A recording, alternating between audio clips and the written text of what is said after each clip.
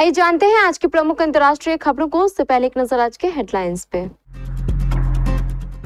Israel से 165 भारतीय नागरिकों को लेकर दिल्ली पहुंचा एक और विमान। गुजरात में भारी बारिश और तेज हवाओं का अलर्ट, 28 जून तक समुद्र में जाने पर रोक। उदयपुर में फ्रांस की युवती के साथ रेप, आरोपी ने कहा था आओ तुम्हें यहाँ की सुंदरता दिखाता हूँ। पर्यटन नगरी उदयपुर पर लगा कलंक, फ्रांस की महिला पर्यटक के साथ दुष्कर्म। चुनाव नियम से कराए जाते हैं, राहुल गांधी के आरोपों पर इलेक्शन कमीशन का जवाब। निर्वाचन आयोग का कांग्रेस सांसद राहुल गांधी को जवाब, बोला कानून के मुताबिक ही कराए जाते हैं सभी चुनाव। मिडिल ईस्ट और यूरोप के लिए एयर इंडिया की उड़ानें फिर शुरू, ईरान इजराइल के बीच सीजफायर के बाद लिया गया फैसला। एयर इंडिया ने फिर शुरू की पश्चिम एशिया यूरोप की उड़ानें। टाटा ने फिर मनवाया अपना लोहा, इस नई नवेली कार को मिली क्रैश टेस्ट में मिली 5 स्टार सेफ्टी रेटिंग। और इंग्लैंड के नाम रहा पहला सेशन, जीत से बस 254 रन दूर। इजराइल से 165 भारतीय नागरिकों को लेकर विशेष विमान मंगलवार की सुबह दिल्ली के पालम एयरफोर्स स्टेशन पर उतरा। बता दें कि इजराइल ईरान के युद्ध की वजह से भारत सरकार ने 23 जून से इजराइल से भारतीयों को निकालने का अभियान शुरू किया। इसका नाम ऑपरेशन सिंधु दिया था। अब तक इजराइल से 1700 से ज्यादा भारतीय नागरिकों को विमान द्वारा दिल्ली लाया जा चुका है। ऑपरेशन सिंधु के तहत इजराइल से 165 भारतीय नागरिकों को लेकर विशेष विमान दिल्ली के पालम एयरफोर्स स्टेशन पर उतरा। ईरान और इजराइल संघर्ष के बीच भारत की प्राथमिकता अपने नागरिकों की सुरक्षा और सुरक्षित घर वापसी थी। इसी मकसद से भारत सरकार ने ऑपरेशन सिंधु चलाया। सरकार ने 23 जून से इजराइल से भारतीयों को निकालने का अभियान शुरू किया। मंगलवार को 2 बैच में 300 से ज्यादा भारतीय नागरिकों को इजराइल से निकाला गया है। ऑपरेशन सिंधु के तहत भारत अब तक 1700 से अधिक नागरिकों को युद्धग्रस्त ईरान से सुरक्षित वापस ला चुका है। गुजरात में अगले 7 दिनों तक भारी बारिश का अलर्ट जारी किया गया है। अहमदाबाद समेत कई जिलों में तेज हवाएं चलेंगी और थंडर स्टॉर्म की आशंका है। मौसम विभाग ने मछुआरों को 28 जून तक समुद्र में न जाने की चेतावनी दी है। राज्य के कई डैम हाई अलर्ट और वार्निंग स्थिति में पहुंच चुके हैं। गुजरात में अगले 7 दिनों के लिए मौसम विभाग ने भारी बारिश और तेज हवाओं का अलर्ट जारी किया है। अहमदाबाद मौसम विभाग के वैज्ञानिक अशोक कुमार दास ने बताया कि अशोक कुमार दास के अनुसार दक्षिण गुजरात के सूरत, नवसारी, वलसाड, दमन, दादरा और नगर हवेली, महिसागर, वडोदरा, दाहोद, भरूच, नर्मदा जिलों में रेड अलर्ट जारी किया गया है। वहीं अमरेली, जामनगर, साबरकांठा, अरवली, गांधीनगर, खेड़ा, आनंद, पंचमहाल और छोटा उदयपुर में ऑरेंज अलर्ट जारी किया गया है। 25 जून को साबरकांठा, अरवली, महिसागर, पंचमहाल, दाहोद, भरूच, सूरत, नवसारी, वलसाड, दमन, दादरा और नगर हवेली में बारिश का ऑरेंज अलर्ट रहेगा। 26 जून को बनासकांठा और साबरकांठा तथा 27 जून को साबरकांठा और अरवली में भी ऑरेंज अलर्ट जारी किया गया है। शहर के बड़गांव थाना क्षेत्र में फ्रांस की एक युवती के साथ दुष्कर्म का मामला सामने आया है। युवती 22 जून को दिल्ली से उदयपुर घूमने आई थी और अंबा माता थाना क्षेत्र के एक होटल में ठहरी हुई थी। सोमवार शाम वह टाइगर हिल स्थित the green farm cafe and restaurant में पार्टी में गई थी, जहां उसकी मुलाकात आरोपी सिद्धार्थ से हुई। थानाधिकारी पूरन सिंह राजपुरोहित ने बताया कि पार्टी के दौरान आरोपी ने युवती से बातचीत की और बहाने से बाहर चलने के लिए कहा। उसने कहा कि स्मोक करते हैं और तुम्हें उदयपुर की सुंदरता दिखाता हूं। इसके बाद वह युवती को सुखेर स्थित अपने किराए के फ्लैट में ले गया, जहां उसने जबरन दुष्कर्म किया। एफआईआर के अनुसार युवती का मोबाइल डिस्चार्ज हो गया था और वह बार-बार होटल लौटने की बात कहती रही, लेकिन युवक नहीं माना। आरोपी ने जबरन गले लगाने का दबाव डाला और इनकार करने पर रेप किया। वारदात के बाद युवती की तबीयत बिगड़ गई और वह स्वयं निजी अस्पताल में भर्ती हुई। डॉक्टरों के अनुसार युवती अब खतरे से बाहर है। बड़गांव थाना प्रभारी पूरन सिंह राजपुरोहित ने कहा कि निजी अस्पताल से उन्हें विदेशी महिला पर्यटक के साथ दुष्कर्म होने की सूचना मिली। वहां पूछताछ के बाद पीड़िता ने रिपोर्ट दी, जिसमें बताया कि पार्टी के दौरान आरोपी उसकी टेबल पर आया और प्राकृतिक दृश्य दिखाने के बहाने ले गया। विश्व भर में अपनी झीलों के कारण लेक सिटी के नाम से विख्यात उदयपुर पर मानो एक बड़ा कलंक लग गया है। उदयपुर शहर घूमने आई फ्रांस की महिला पर्यटक के साथ दुष्कर्म करने का मामला सामने आया है। इसे लेकर बड़गांव थाने में रिपोर्ट दर्ज कराई गई है। पुलिस आरोपी की तलाश कर रही है। पीड़िता को उपचार के लिए निजी अस्पताल में भर्ती कराया गया। पुलिस के अनुसार फ्रांस से एक महिला पर्यटक उदयपुर घूमने के लिए नई दिल्ली से 22 जून को पहुंची थी। वह शहर के अंबामाता थाना क्षेत्र के एक होटल में ठहरी थी। सोमवार को वह the Greek form cafe and restaurant में एक पार्टी में गई। वहां उसे सिद्धार्थ नामक युवक मिला, जिसने उसका बलात्कार किया।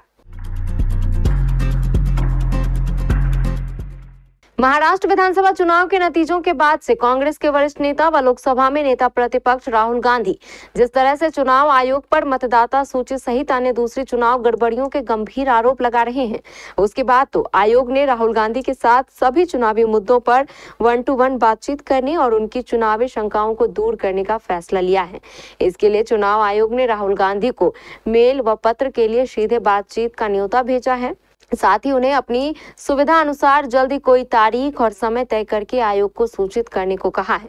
चुनाव आयोग ने राहुल गांधी को यह पत्र 7 जून को उनकी ओर से महाराष्ट्र विधानसभा चुनाव में गड़बड़ियों को लेकर उनकी ओर से लिखे गए लेख के बाद भेजा है। आयोग की ओर से 12 जून को राहुल गांधी को यह पत्र मेल के साथ उनके आवास पर व्यक्ति भी भेजकर रिसीव कराया गया है। निर्वाचन आयोग ने 2024 के महाराष्ट्र विधानसभा चुनाव में धांधली के आरोपों पर कांग्रेस नेता राहुल गांधी को औपचारिक रूप से पत्र लिखकर कहा है कि आयोग द्वारा सभी चुनाव संसद द्वारा पारित कानूनों और नियमों के अनुसार कराए जाते हैं। आयोग ने इस बात पर भी जोर दिया कि पूरी चुनावी प्रक्रिया के दौरान हजारों कर्मी तैनात होते हैं, जिनमें राजनीतिक दलों द्वारा नियुक्त बूथ स्तरीय एजेंट भी शामिल है।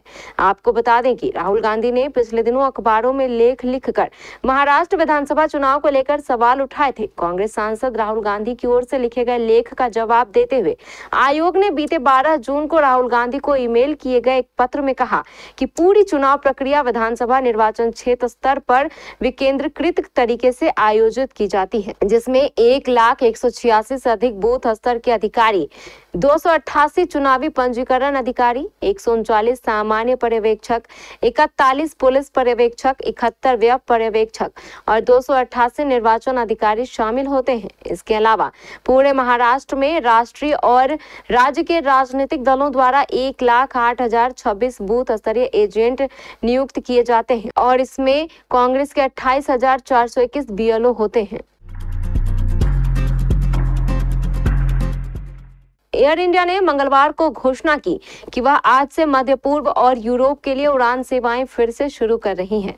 सेवाएं बहाल करने का निर्णय अमेरिकी राष्ट्रपति डोनाल्ड ट्रंप द्वारा मंगलवार को दिए गए उस बयान के बाद आया है, जिसमें उन्होंने कहा कि इजराइल और ईरान के बीच संघर्ष विराम समझौता अब प्रभावी हो गया है। एयर इंडिया के प्रवक्ता ने एक बयान में कहा, चूंकि मध्य पूर्व के कुछ भागों में हवाई क्षेत्र धीरे धीरे खुल रहे हैं, इसलिए एयर इंडिया आज से इस क्षेत्र के लिए उड़ानें फिर से शुरू करेंगी तथा मध्य पूर्व से अधिकांश उड़ानें 25 जून से शुरू हो जाएंगी। एयर इंडिया ने कहा कि यूरोप से आने जाने वाली उड़ानें जो पहले रद्द कर दी गई थी, उन्हें भी आज से धीरे धीरे बहाल किया जा रहा है, जबकि अमेरिका और कनाडा के ईस्ट कोस्ट से आने जाने वाली सभी सेवाएं भी यथाशीघ्र फिर से शुरू की जाएंगी।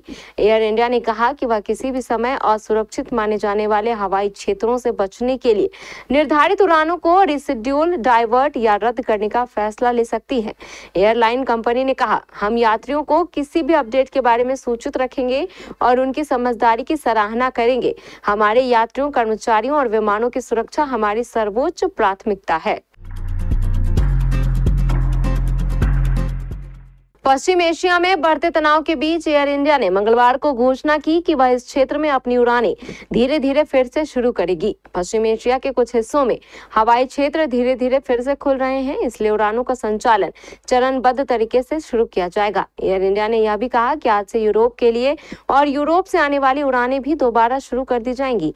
एयर इंडिया के प्रवक्ता ने एक बयान में कहा, जैसे जैसे पश्चिम एशिया के कुछ हिस्सों में हवाई क्षेत्र धीरे धीरे फिर से खुल रहे हैं, एयर इंडिया आज से इस क्षेत्र में अपनी उड़ानें धीरे धीरे शुरू करेंगी। टाटा की कारें अपनी मजबूती के लिए जानी जाती हैं। ब्रांड के पोर्टफोलियो में कई ऐसी कारें हैं जिन्हें 5 स्टार सेफ्टी रेटिंग हासिल हुई है। अब कंपनी ने इस लिस्ट में एक और कार जोड़ ली है और वो कार है टाटा हैरियर ईवी। हाल ही में लॉन्च हुई है। हैरियर को Bharat new car assessment program के क्रैश टेस्ट में शामिल किया गया है। इस कार के टेस्ट स्कोर के बारे में हाल ही में लॉन्च हुई टाटा हैरियर का इलेक्ट्रिक अवतार Bharat new car assessment program में एडल्ट ऑक्यूपेंट प्रोटेक्शन और चाइल्ड ऑक्यूपेंट प्रोटेक्शन दोनों श्रेणियों में 5 स्टार सेफ्टी रेटिंग प्राप्त करने में सफल रही। हैरियर ईवी ने AOP श्रेणी में 32.00 में से 32.00 अंक और COP श्रेणी में 49.00 में से 45.00 अंक प्राप्त किए। टाटा हैरियर ईवी ने फ्रंटल और साइड इंपैक्ट टेस्ट में 16/16 का परफेक्ट स्कोर हासिल किया। भारत और इंग्लैंड के बीच 5 मैचों की टेस्ट सीरीज का पहला मुकाबला लीड्स के हेडिंग्ले क्रिकेट ग्राउंड पर जारी है। आज इस मुकाबले का 5वां और आखिरी दिन है। इंग्लैंड को जीत के लिए 371 रन बनाने हैं। क्राउली और बेन डकेट की जोड़ी मैदान में है। दोनों ने इंग्लैंड का स्कोर 110 के पार पहुंचा दिया है। डकेट 50 जड़कर खेल रहे हैं। बता दें कि भारतीय टीम ने इंग्लैंड के सामने 371 रनों का टारगेट सेट किया है। मुकाबले में भारत की पहली पारी 471 और इंग्लैंड की पहली पारी 465 रनों पर सिमटी थी। यानी पहली पारी के आधार पर भारतीय टीम को 6 रनों की बढ़त मिली। फिर भारत ने अपनी दूसरी पारी में 364 रन बनाए। न्यूज एंकरिंग एवं जॉब के इच्छुक लड़के लड़कियों के लिए बड़ी खबर। अगर आप चाहते हैं न्यूज एंकरिंग करना तो आपके लिए अच्छी खबर है। अगर आप हैं कंप्यूटर के जानकार तो भी आपके लिए एक अच्छी खबर है। आपके मन मुताबिक आपका जॉब आपका इंतजार कर रहा है। जॉब पाने का शानदार मौका, वेतनमान 20,000 रुपए तक, योग्यता अनुसार। आवेदन करें KBC न्यूज कार्यालय, बनिया टोला, बड़ा बाजार, कटिहार। Phone number 06542242601। आप अपना आवेदन हमें व्हाट्सएप या ईमेल भी कर सकते हैं। हमारा व्हाट्सएप नंबर है 8298877777। हमारा ईमेल ID है katihar@kbcnews.in। जल्दी करें, सीट सीमित है। आवेदन करने की अंतिम तारीख 22 जून 2025 रविवार।